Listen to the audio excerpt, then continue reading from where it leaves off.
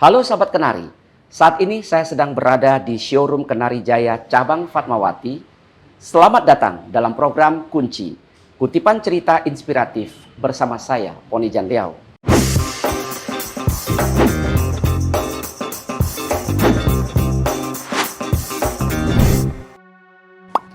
Di Bandung, ada seorang petugas pembersih lingkungan hidup yang setiap harinya membersihkan paku-paku yang ditancapkan ke pohon-pohon yang tidak berdosa, termasuk juga membersihkan ranjau paku dari jalanan sepanjang area tugasnya.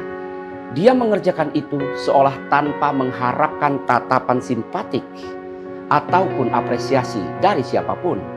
Orang itu adalah Sariban, seorang pria berusia senja yang tetap melakukan tugasnya dengan senyuman, walaupun penghasilan tidak sebanding dengan pekerjaannya.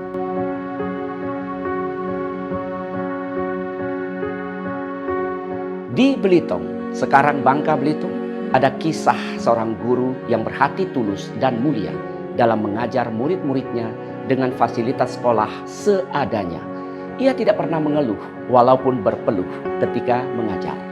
Bahkan penghasilannya dari menjahit pun digunakan untuk membeli kapur tulis demi kelancaran kegiatan belajar mengajar di sekolahnya. Luar biasa menyentuh kalbu.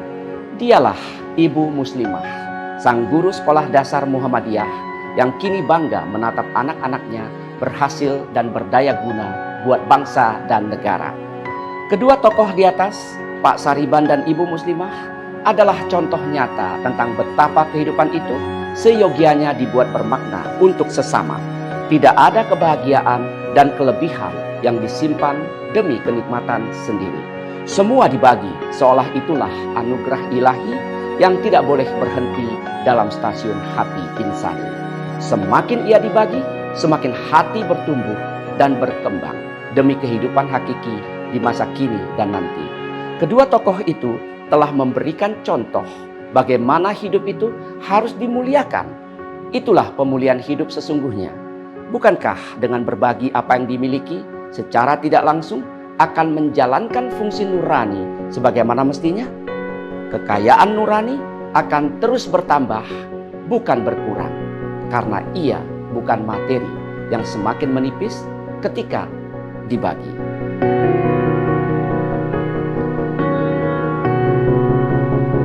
Praktik pemulihan hidup sejatinya tidak memerlukan teori rumit dan ruwet. Ia hanya memerlukan pemahaman bahwa ada ketergantungan dalam hidup. Hidup tidak mungkin dijalankan sendiri. Pemulihan hidup tidak bisa ditunda. Ia harus dimulai dari sekarang sebelum terlambat.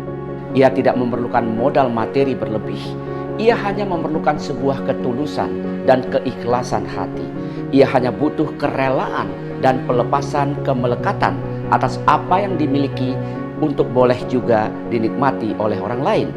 Kepandaian dan keterampilan apapun yang dimiliki, jika dibagi kepada mereka yang tidak memilikinya, akan menjadi sebuah anugerah terindah buat penerimanya. Jangan pernah berpikir bahwa berbagi itu hanya materi semata. Sebuah senyuman akan bisa menyelamatkan mereka yang tengah gundah gulana dan bersiap untuk mengakhiri hidupnya. Bayangkan betapa mulianya hidup jika ada orang-orang di luar sana yang mendapatkan manfaat dari setiap aktivitas yang kita lakukan buat mereka.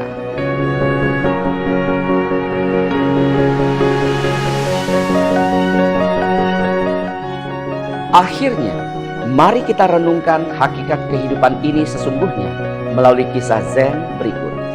Seorang guru Zen setiap pagi menyempatkan diri menyelamatkan seekor kalajengking dengan sebatang dahan kering.